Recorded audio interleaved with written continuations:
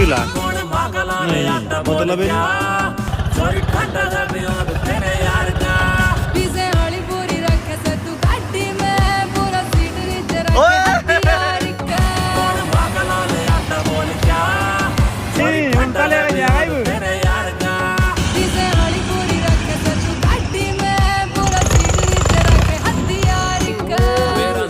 स्वभाव तेरे यार का आलू बांडू बुक कर लखा जाएंगे परेशानी मेरी जान है। चलो